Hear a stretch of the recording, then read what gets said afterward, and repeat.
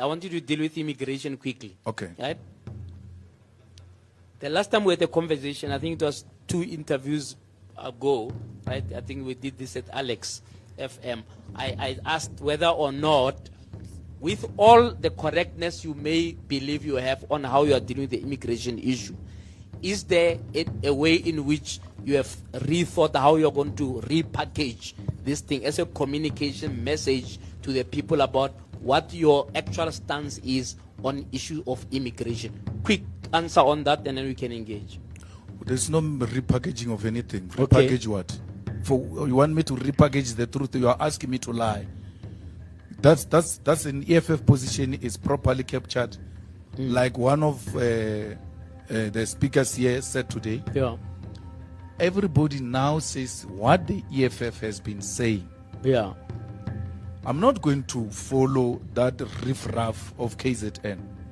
A tribalist riffraff that has got no idea. Who's the tribalist riffraff? That those people who are marching every day. Oh, march and march. Yeah. And Yeah. then because of that, I must change my position because of fools, illiterates that make no reference to any law, immigration law, nothing. When you ask them, what do you need in law to be changed to accommodate what you are saying? Yeah. They drink Intelis. And then Intelis must change me. That someone is smoking Intelis, and then I must change my view. Yeah. Those traditional herbs they take okay. when they march, when you ask them questions, and then that must make me change. I can't change. There is no persuasive argument presented to make me change, except foolishness. And I'm not part of foolishness. I see some countries have said their citizens must be cautious. I think it's Kenya, 1 or 2 others, even Lesotho. Yeah. You know, saying that there's a lot of xenophobic and so. How do you deal with this whole issue, especially that is riling up other countries, our friends in the continent? We are not xenophobic. There is a group of fools sponsored by government to create an impression that was xenophobic, but the real issue is black on black violence to divert attention from real issues. The same strategy was used in the early 90s when we were supposed to concentrate on what was about to happen, bringing democracy, which was an immediate task at the time. They sponsored black on black violence, and interestingly, they did it in KZN and Gauteng. Right. Mr. Malema, as I mentioned earlier, the EFF seems to be quite... Please introduce yourself, Mike. Mike Sham from the State of the Nation podcast. The EFF seems to be quite committed to killing farmers. I was just wanting to know if you have a program, how are you going to do it? Is it going to go region by region, alphabetically? Have you got some kind of plan for how you're going to start killing those farmers, just so that we know what's on the agenda? Well, firstly, as a podcaster, you ought to be a very knowledgeable person, because most of you call themselves podcasters, and then you're just saying the most irrelevant and issues that can't be proven anywhere. As a podcaster, if I were to ask you now, show me a policy of the EFF where they are committed to killing farmers. Where is that commitment? Where is that policy of the EFF? You are part of the problem because you are engaged in scaremongering. Rightfully so, because you are a beneficiary of it. You have no problem just lying right in front of the so-called state of the nation. You are lying. There's no such a thing. The Constitutional Court, in relation to the song, if you are referring to the song, because you may not know the difference between a policy and a song. That's white privilege, of course. People will not even think you will not know the difference because you are white and inherently informed. There's a difference between a song and a policy. The Constitutional Court has said it agrees with the Supreme Court of Appeal and the lower court.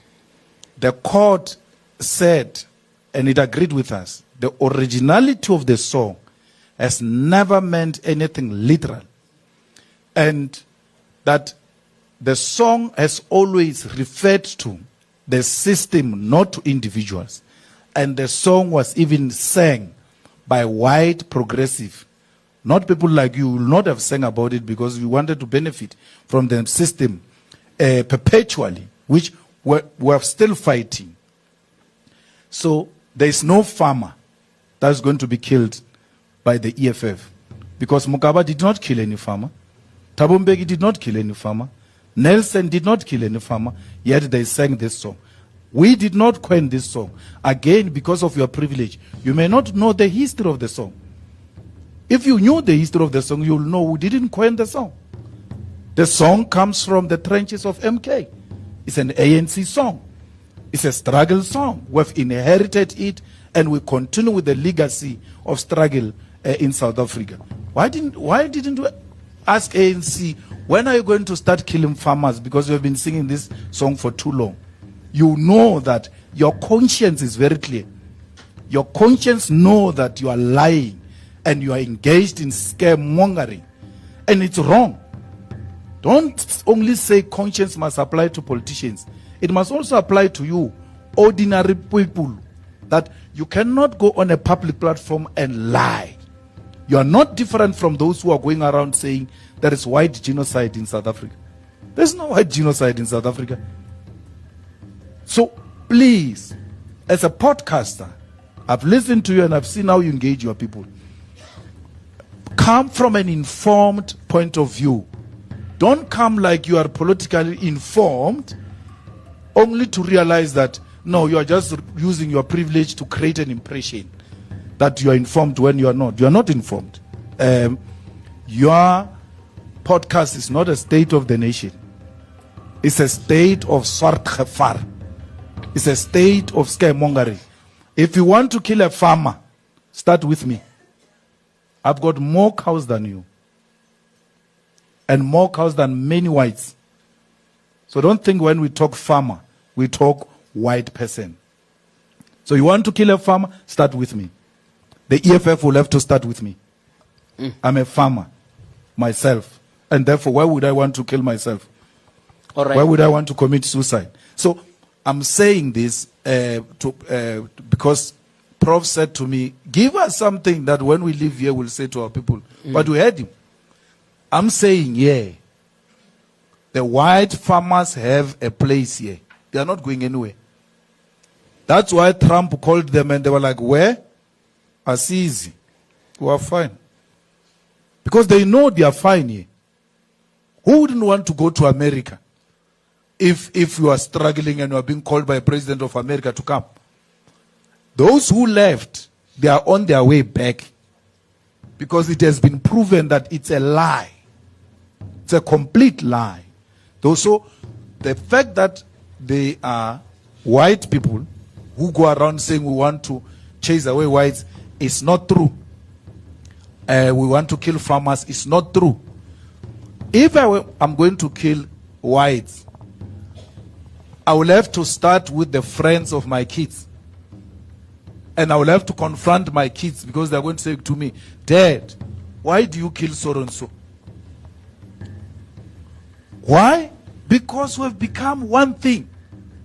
The fact that you invaded our land, you have been here for so long, that we have been into each other's skin so much that we cannot live without each other. So why would you wish away your relatives? Because to be racism is to be xenophobic. The Lesotho people are not Lesotho people. They are my relatives. They are my relatives.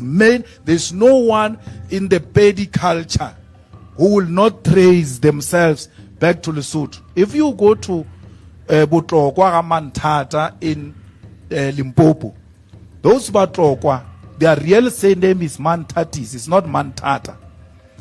Because Mantatis, when she left Lesotho, she went to settle in Botlokwa.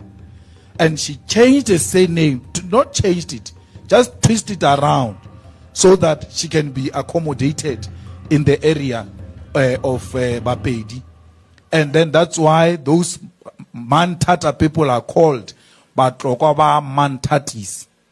So when you say the Lesotho people must be killed, you mean my relatives from Botlokwa. must be killed.